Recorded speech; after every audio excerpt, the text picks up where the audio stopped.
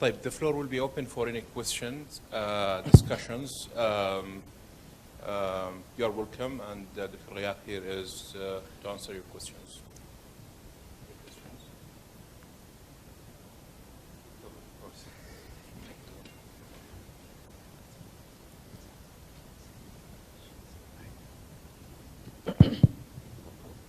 Assalamu alaikum. Thank you very much for enlightening presentation. I have few comments, and let me start with the critique first. Yeah, please. I think the Islamic literature and the Muslims' literature is replete with studies of ethics. However, it wasn't labeled as bioethics, and it did not seep into the Western literature. And that's, unfortunately, the disconnection. So it is rich. It's definitely more than 5%, as you mentioned. If you go back to even the 2nd century, the 3rd century of Islamic history, you will find this rich, as well as involvement in philosophy. And Ghazali and others were heavily involved. In fact, they preserved the old philosophy of Greek, and they preserved it for the West. Yes, that's right. So they are very rich. However, it was not exposed, and many of it was lost, in fact, in Baghdad, when the Tatar came through. That's one issue. The other issue, I think, the approaching the dilemmas from an Islamic point of view is a deficiency of us. Us means the Islamic world in general. And I think to try to accommodate the Western and try to accommodate it into the Islamic views, I don't think that's we should be the other way around, I think. Because we have a very rich divine literature, which is Quran, as well as Sunnah. And they are rich in ethics if we dig deep.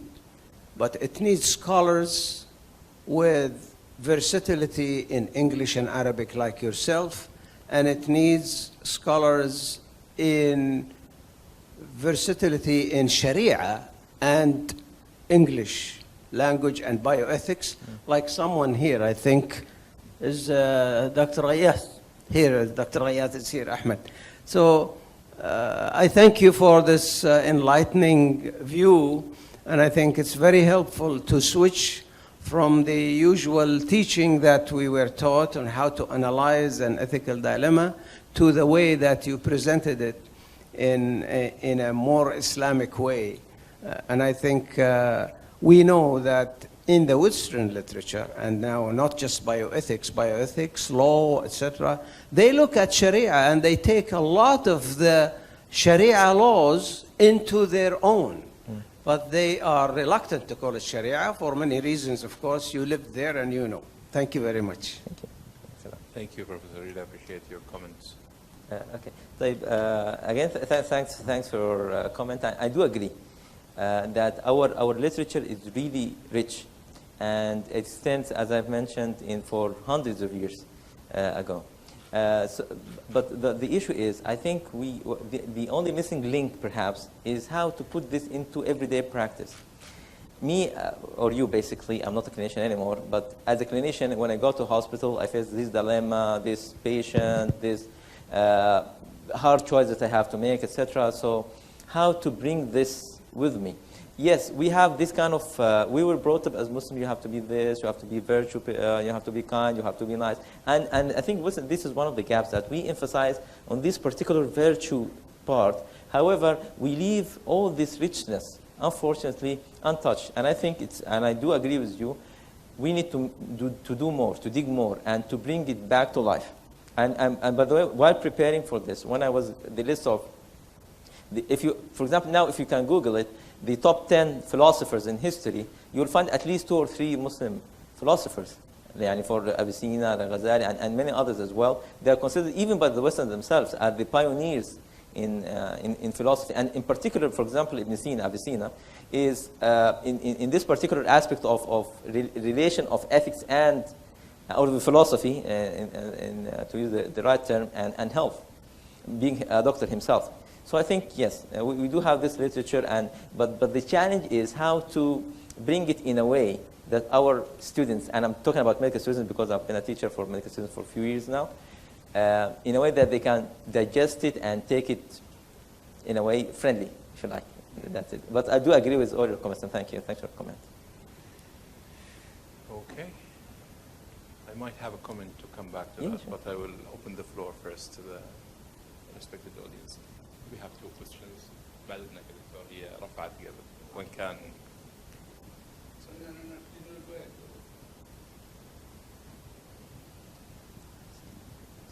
Lamia Sperry, genetic counselor.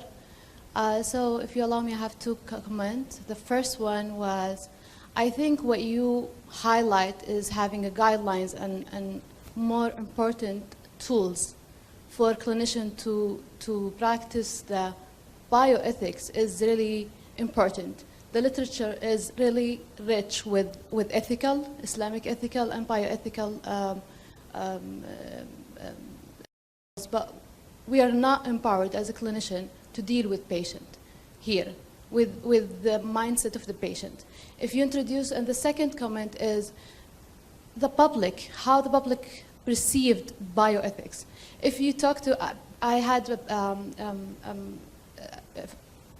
a training in bioethics, Columbia Center in New York, and I'm working in cancer and pediatric, both of them, and confidentiality, stigma, all these information. And one of the cases you present, the last case you present, I actually encounter myself. When you talk to the patient, when you say in the patient in Arabic or English, bioethics, akhlaqiyat, they don't understand what you're saying. Yeah. We are here talking to each other. We think that we are representing the bioethics community, the society, but guess what? The patient, they will like, oh, let's go just to sheikh. Yeah. And it's not only for Islamic countries, it's not only for our region, limited. It's also, I mean, in New York, they will leave us in our clinics, go to rabbi, to take their advices from the rabbi and come back to us. Yeah. So it's not about how our culture or norms, it's every culture norms. It's about how to do the tools, how to represent the tools. And I think, if you allow me to add one factor, is the connection between the clinician, the first line with the patient, and the people who are doing the guidelines, the authority. Yeah. Since I came back, I'm going to lectures, bioethics lectures, trying to find answer for everyday cases. I mean, I didn't find the conflict the same. I'm not going to say that I found the conflict the same way you found in transferring from the Western society to our Islamic. It's just how to represent these bioethics fundamentals to our population. I mean, talking to them in a symbol. If you talk to them with whatever you believe in Germany, they will not understand you. Because you're bringing akhlaqiyat. No, yeah, okay, so what? Shall I abort or not? This is the question. And even going to ethical committees for abortion, termination, I think we have to move forward. We shouldn't be, I mean, it's 2017. People outside there are talking about modified genetic DNA sequencing, all these terms that we are not comfortable presenting it to our patient. We are, I think we need really to move forward and stop talking about termination and talk about the next level, which is assisted reproductive option, which I really face every day. Thank you so much. Yeah, you're welcome. Well, I think, where should I start? At one point, I think one of the problems that we face is about the way we use the terminology. For example, morality versus ethics, and how do they relate to philosophy. And perhaps this is one of the things that I usually start with my students about how, unfortunately, when it comes to translation to Arabic, it's both akhlaqiyat. Although they have different meanings, at least from a terminology point of view, they have different meanings. And this is one thing. When we use this terminology, we use it among ourselves, but I believe that when we talk to our patients, usually we don't accompany them into this kind of technical detail that they're not interested in the first place. They want the decision. They want your advice. What's your recommendation, doctor? Should I do this or that? And they take it as a clinical advice. And that's why they don't trust you as more than a clinician. When it comes to something that has to do with morality, with what they believe, they go to refer to the persons who mentally they are representing their belief. Here in the Muslims, they don't ask you about halal and haram usually. They go to the sheikh or seek fatwa.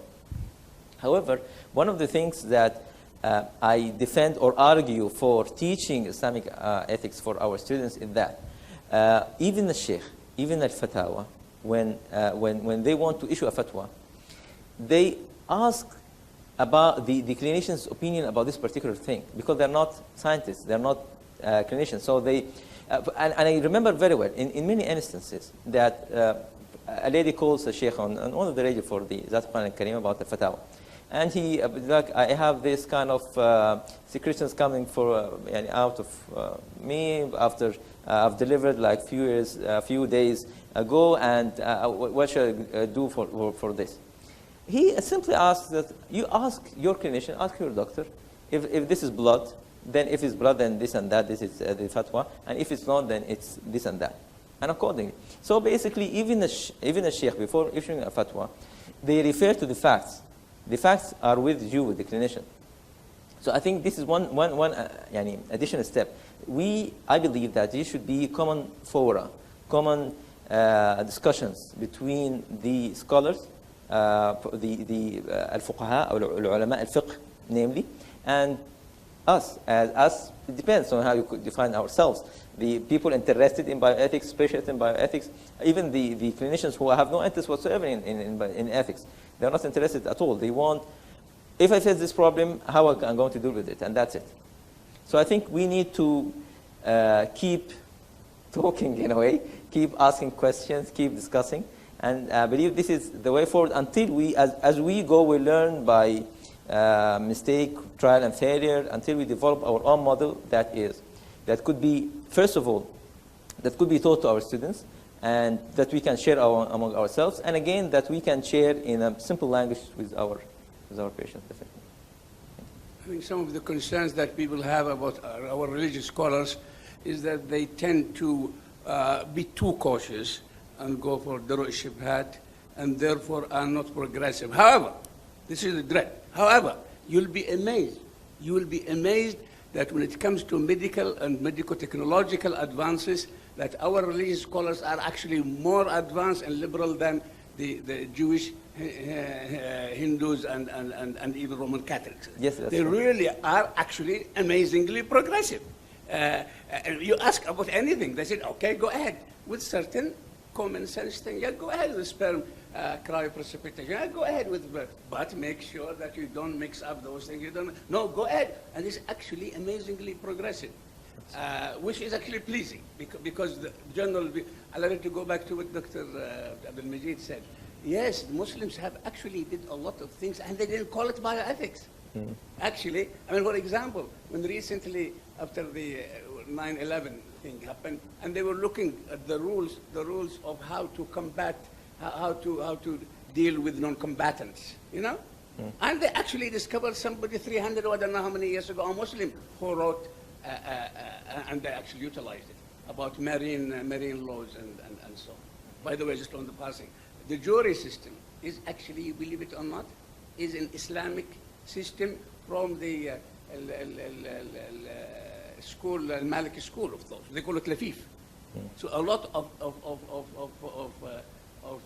British common law is based on Muslim thing, and I have a lecture on this, by the way. But yes, we have this. Now, but the question is this. I've been the chairman of the ethics committee for some time, and I increasingly realized that we have to think of our ethics in a different way from the Western way, not only because of the Islamic view, but also from social view. For example, we are brought up to say paternalism, forget it. It should be autonomy all the way, because the Western ethics believe in freedom and liberalism. This is only in the last 50 years they had paternalism. And you know, but when I go to as a chairman of the ethics committee to a family. They say, no, we want to make part of the decision. We want to make backward decision. And so I begin to wonder, why not? Why not take their account and so move away from the Western thing and think about familial paternalism, whatever you say there. And actually, these things help me not so much in thinking, if I may say so, the solution, because most of the solutions are similar to the secular ethics. It's actually in convincing the family that my view is right. You get my point? So I bring in the Islamic view to show them that, for example, by the way, there is a new, did you know about the new no code which has become Abdul Majid, Abdul Karim, did you know about this new, that it's been, the Minister of Health has passed the new no code law? It's law now. It's a law. Before that, no code, and I'll link this to the Islamic thing. We have no code system, CPR system, which is local for the hospital. It has no power in law.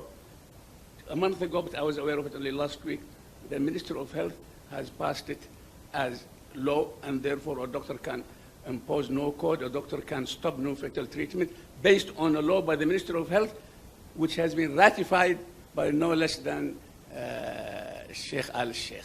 So even that's a good example that they are quite liberal in those things.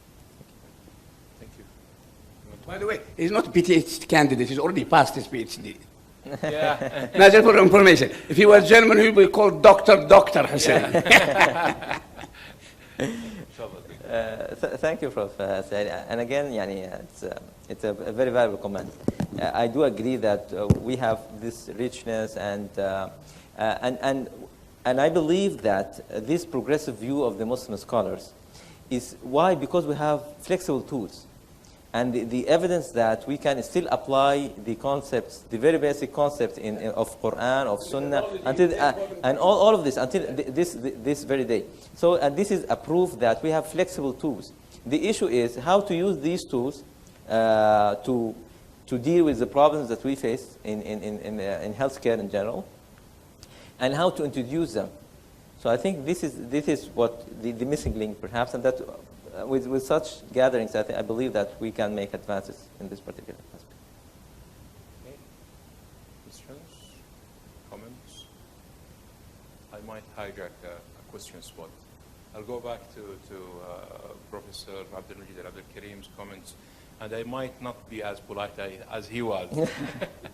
So if you allow me, I think I have this kind of teasing relationship since years between me and you.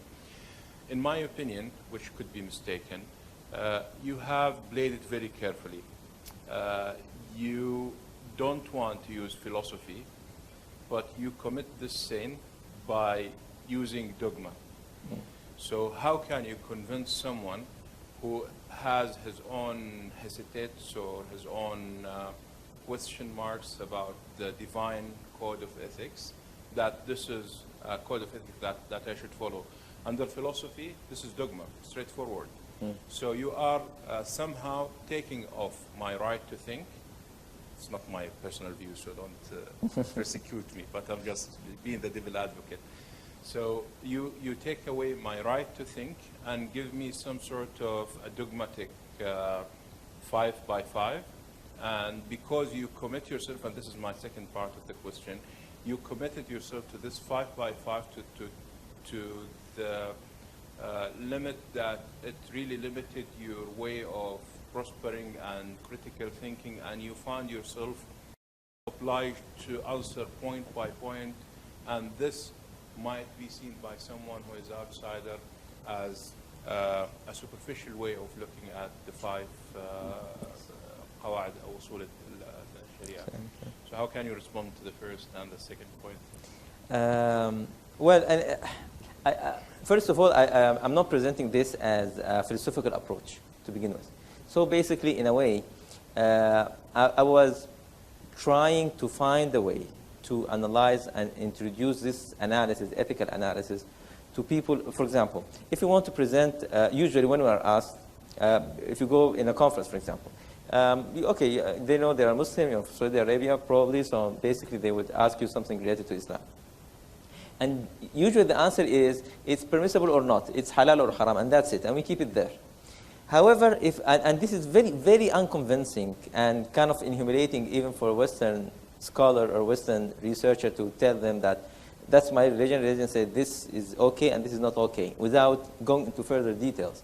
What I'm presenting here is a tool that can help us, in a way, present. I'm not necessarily convincing anyone, but basically to present to them that we do not accept, or our religion is not just a matter of halal or haram and that's it.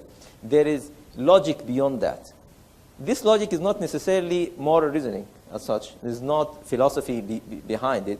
However, it's kind of like it's, to me, you look at it from the general or the umbrella of philosophy, and you feel that it's really, which is very wide, and you see it's very narrow.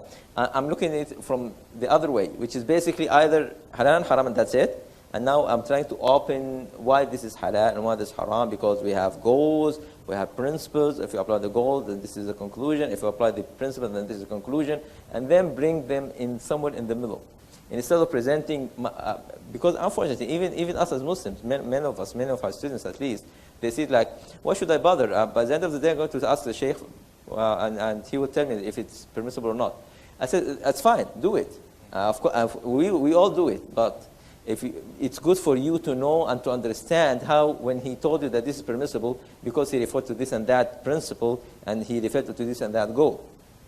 So, in a way, I'm encouraging my students to think about things, and this is, for them, this is advanced way of thinking, because, again, and correct me if I'm wrong, the medical education is about facts.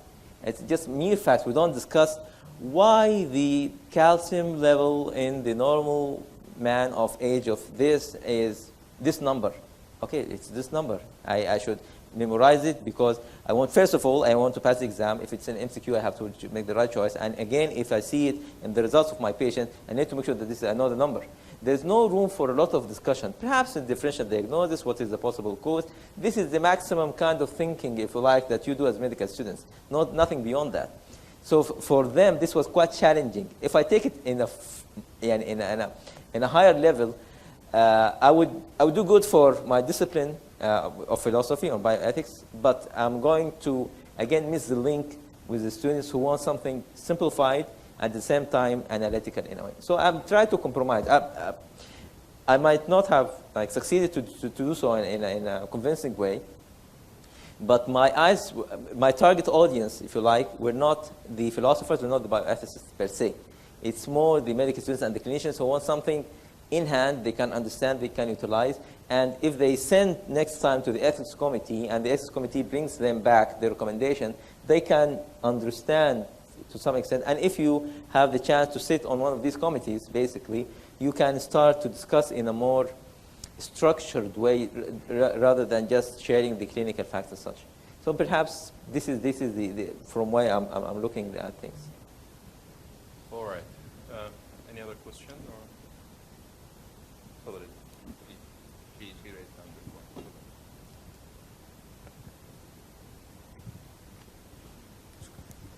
Assalamu alaikum wa rahmatullahi wa barakatuh. Thank you very much.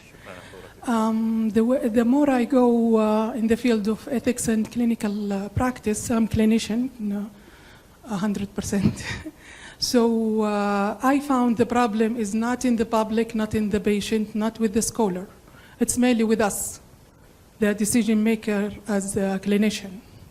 So, for example, you gave us an example, 3 or 4 options, all are halal. But how can I choose or share the decision with that pregnant lady? So we are trying to find what is suitable for her, rather than what is halal, haram, or what is with the principles, what is with the 5 al-maqasid al-sharia. So I think we tend to complicate things because we don't want to have a responsibility or take it all on our shoulder. I don't know why, because as mentioned earlier, scholars will come back to you until ask you about the fact, the science, the practice, and they trust us, they believe in us. Why we gave a hesitant answer or a personal value, personal opinion, personal choice? So I don't know. Thanks for your comment. And I believe that, again, we need to make sure whom we're talking to. If we're talking to the patients, most of the time they want support rather than convincing. I believe that we recommend this particular decision. We know that abortion is going to be a tough decision on this lady. However, if we are convinced enough, then we can somehow try to help her to go through this particular very hard decision to take. If we're talking to ourselves, we speak in a language different to that we use with our patients, different to that we use for medical students, for example. So we need to, I believe, to tailor our message and the content of our message depending on whom we're talking to. If we're talking to the patients, obviously, I think they're looking for support more than anything else. Even when they go to a sheikh to ask about this particular fatwa, if they don't feel comfortable with it, they go to seek it with another one until they find someone who kind of like relieve them. And by the way, they're not all permissible. The issue is we are going with the option that applies to most of, if not all, the al-maqasid. For example, abortion. It goes with 3 or 4, but again, it's one of them. And if we apply the principles as well, for example, is al-yaqin la yazul bi-shak, the principle of certainty. If we're not 100% sure, not even 70% sure, not even 60% sure, not even 50% sure, that this particular thing is going to lead to this particular impact on the child or on the mother, then there is no point. And al-fuqaha, by the way, if you tell, they will ask you this question when they come back to you. يقول لك يا دكتورة, okay, if you make the chemotherapy, the sheikh would tell you this: I'm not comfortable with abortion. Okay, what do we need it? I said like, okay, she's going to start chemotherapy, and he will ask you as a layperson, so what? What will happen? You will tell them that will be congenital anomalies and deformities, etc., etc. I said, he will ask you, are you sure? You say, yes, probably. It depends on the evidence that you have. And he is knowledgeable enough, he might ask you to bring some evidence. Bring me the evidence, bring me the literature. If I tell you in a scale from 0% to 100%, give me a number in between. And according to this, and perhaps Dr. Hassan Ahmed is the expert here, we have 4 or 5 stages of al-yaqeen. في اليقين وفي الشك عفوا في اليقين وغلبة الظن والشك والجهل والوهم. So basically, it depends on the percentage of your certainty. He is going to put this under this particular aspect. And usually, al-fuqaha, they don't go, and correct me if I'm wrong, Dr. Hassan Ahmed, they don't go for a decision unless it's either yaqeen or غلبة الظن. They don't base their judgments on hesitations or on doubts.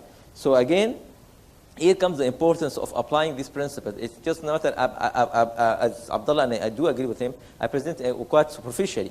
But if we have scholars or people who are perhaps have better knowledge and more knowledge in if there are طلبة علم وطلبة شرعيين and people who are specialized in الفقه and usul al-fiqh, the discussion will be completely different. It will be way more depth, more questions, more details that we know before coming to. I came to the conclusion quite quickly, and quick and dirty, if you like. But when he's a proper scholar, he won't do it this naive way at all. He's going to have the evidence. He's going to go to the literature to ask more experts, other consultants, etc., etc. So it's not as easy as it seems. So I wanted to emphasize this and to make this clear. The way I presented it is as a very superficial. Do you agree, Abdullah? It's a very superficial as an example and model for the sake of time and for the sake of audience as well. If I present this with the press, I won't dare anyway to present it in front of scholars. But if I do, I would have done it in way more details and in more depth. I didn't answer the question, right? Yeah. تفضل دكتور اسبوعي. So I see that we are on a different level. I think you're focusing on teaching students, and we are here hunger for answers as a clinicians, how to deal with our patient. And there is other factors, if you allow me, I'm going from the student level that you're interested into to my level. Okay, cool. Teaching the student shouldn't be only on bioethics. When we teach bioethics, or the way I have been taught, is implementing bioethics with psychology, with professionalism, with law, and medical law. So when you teach a student, you shouldn't only talk about this first. Second, you should keep in your mind that, thank God, we are a very homogeneous culture and religious society, but in different society, they are multicultural, multi-religious. I mean, in neighborhood countries, if our student and medical professionals went there, they will face the dilemma because of our educational system. So relying on the Islamic and only Islamic, and also define Islamic because we have different sectors. I mean, I counsel my patient and I meet a lot of patients. You will be surprised, from very liberal people who are going for sperm donor to people who do not terminate, and let me say the pregnancy. I don't refer to the pregnancy as a fetus or a baby, because this is, I'm pushing the patient to be attached to the pregnancy, and this is psychology. So all these factors should be considered really, because as I mentioned in my first comment, I didn't find a conflict because I was implementing all these factors in my brain already. But it seems that people around me is struggling with bioethics.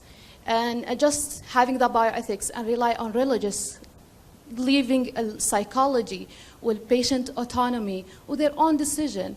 And plus, we tend to be paternalistic sometimes. Yes. We tend to give them our advice. I mean, the patient should be the first answer, first question.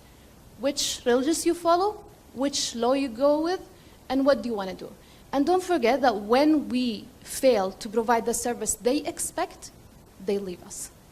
And they escape the service, and they come back from clinic from other countries, or even my country, pregnant with sperm donor or terminated. Because I failed to represent them. So it's the connect and disconnect with my patient that really helped me gain their trust. And it's the whole process, it's counseling process, it's based on, probably you heard about it, the science motivational interviewing in medical setting. So if we really, if I had this decision to teach the medical student, I will build this course for them. Because I want to empower my student and the medical professional to decide, not to call the fatwa center to ask for every single thing. So this is my comment. Okay. In a way, it seems I misrepresented what I wanted to represent, actually. So what I try to present is not an alternative to what's going on. It's kind of a complementary to, for example, now in the medical curricula, in the ethics and professional curricula, I don't teach them this and only this and that's it. We go with the principles, even utilitarianism, some Kantianism, etc. I mean, other philosophers as well. And we introduce them to the code of ethics in the United States, in the UK, in Europe, etc., to provide them with this kind of international exposure, in a way.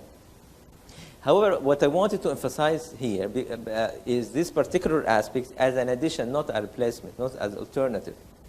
It's good to emphasize the Islamic ethics.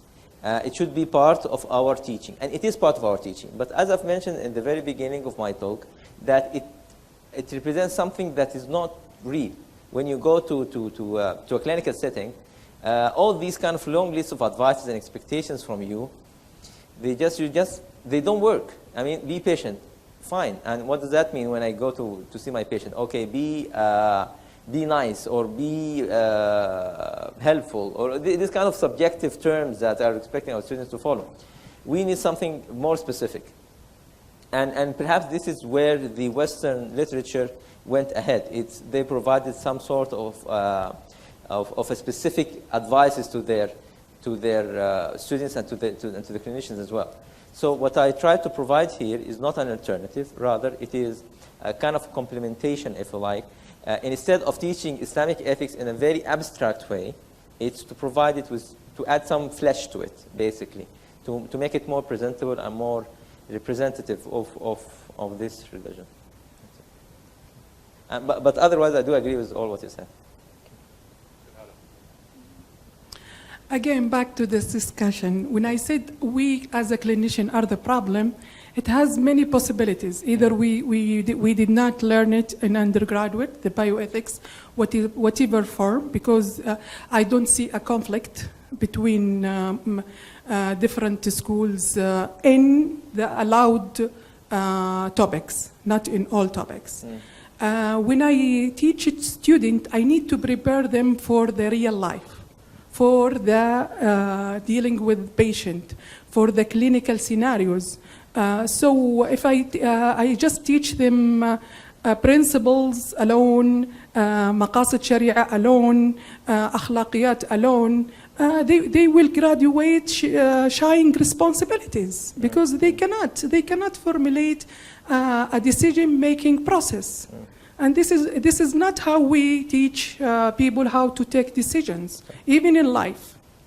So I think if we continue like this fragmented teaching, just to feed things from Islamic or from Western, compare and see the difference, we will find a doctor at the end of the graduation who just repeat the words vulnerability, autonomy, beneficence, but he does not or she does not know how to utilize it for the value, for the preference, for the wishes of the patient. That's right. And good number of the clinician, when they choose the option for the patient, they feed their own value and preference. Right. Just for example, you said abortion is a tough decision on the mother. Who said so? Mothers sometimes found it's easy to have the abortion. So why do we put our values, our beliefs, our preference on the patient or on the other? We should not. Great. Yeah. I do agree. Yes, I was wrong because basically I expressed it with I was reflecting my values. That's true, and I think, and this is one of the messages that I used to teach my students, that let the students speak more, give them time to express themselves, what they believe in, who they are, what they fear, what they expect, etc. And there are, by the way, there are tools. They're called the 4 boxes model, for example, is one of the tools where one of the boxes is about the patient preferences, where the patients express themselves, talk about what they believe in, what they fear, what they expect, etc. So I totally agree. But again, perhaps the issue of putting things together is just like, for example, when you study surgery alone as a discipline, and then medicine alone, and then ENT alone, and then and so on and so forth. But when it comes to practice, they all come together. So I think if we apply the same concept in teaching ethics and professionalism, fine, we teach them, Western, autonomy, justice, vulnerability, and then Islamic ethics, and interviewing, as our colleague has just mentioned. And then, but when they go to practice, all this kind of information will come back, and then it depends on the personality of the practitioner. They will go to practice or to implement what they have learned in the medical school or not. But I believe, yes, we need to give our patients the chance and not to impose our values on them. I totally agree. Thank you. All right. I think we have only 7 minutes to go. I will just ask, if you allow me, the last question here. Dr. Ghayath, where do you think the problem? In my opinion, I've seen as a bioethicist different stakeholders, and everyone comes with a different understanding of what ethic is or should be. So today you have presented something about Islamic bioethics. Bioethicists, few voices here said that, well, it's nice for some medical students. Some voices said that, well, it's not enough, we need more. And some said that, well, it is more than that. Definitely we want to have the student at the end of the day who have intellectuality to decide fully aware of what he's deciding about and the school of thought that support his decision. So my question to you, do we as Muslims or Arabs understand what bioethics is yet? It's a tough question. I would say no. And one of the difficulties, one of the difficulties that we face in developing bioethics in our communities is lack of discourse, lack of discussion, lack of open discussions. We usually tend to keep things to the minimum, to keep our discussion to the minimum, to boil it down into facts. We don't want to go into further details, and perhaps this is why most of the literature is coming from the West, because in the Western communities, it's part of their lives to ask questions. It's part of their life to have debates. It's part of their lives to have arguments and provide their arguments in a proper way and defend their arguments. We lack this. And one important thing as well is, do not expect the field to be developed by the experts only. Philosophy in the West, bioethics in the West, are the product or the intellectual product of the collective consensus and the consciousness of the people.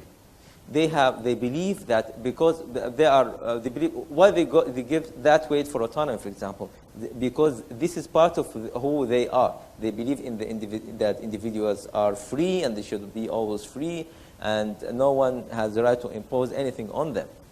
So because autonomy reflects them. So when the philosophers put autonomy, they did not put autonomy and then force the community to accept it. It was all the way around. The community believed in autonomy, and then the philosophers put it in the literature and put it in the guidelines and their laws, and then it became what it is, a reflection of the people. I believe that we need to keep on, perhaps it's not a very comforting answer, but I believe that we need to keep on discussing things. We need to develop our ability to provide our arguments, to discuss and to present what we believe in, and to make, again, our patients talk for themselves and about themselves. This paternalism is over now. Let them speak of who they are and what they are and what they believe in. Bioethics is not here yet, because if we want to develop it properly, if we're talking about bioethics as books, as guidelines, as tools, then we can do it. But it is not. If we want a proper bioethics, it should be a reflection of the people's opinions about things. This is it. This is what we're missing. And it's not an easy task. But I believe that if the more we talk to our patients, the more we do studies and research, on especially the qualitative kind of methods, where we focus groups, interviews, etc., we will be able to have a better reflection in our literature of who we are and what we believe in. Even from, for example, from an Islamic point of view, it's not just a matter of halal, haram by the end of the day. No, it's a matter of discussion, it's about discourse, even the scholars among themselves. Why do you find different fatwas about certain issues? Because they've been discussing among themselves. So discussion is part of our religion. The freedom of speech is part of our religion. It's not against it in any way. And it's been practiced for hundreds of years. So to answer your question and to perhaps as a closing note, bioethics is beyond guidelines, is beyond the handbooks, is beyond the checklist. It's about literature that represents the morality of the people. And are we there to tell that we are in a position to reflect the morality of the people? I don't think so. We need to write more, to read more, to have the moral courage to bring forward anything that we believe in, and to make it open for discussion, and then come to the conclusions. And perhaps bioethics as a field, if we're starting this now, but I believe in 2-3 decades, it seems a long time, but it is what it is. It takes this long time for us to develop that this is our bioethics.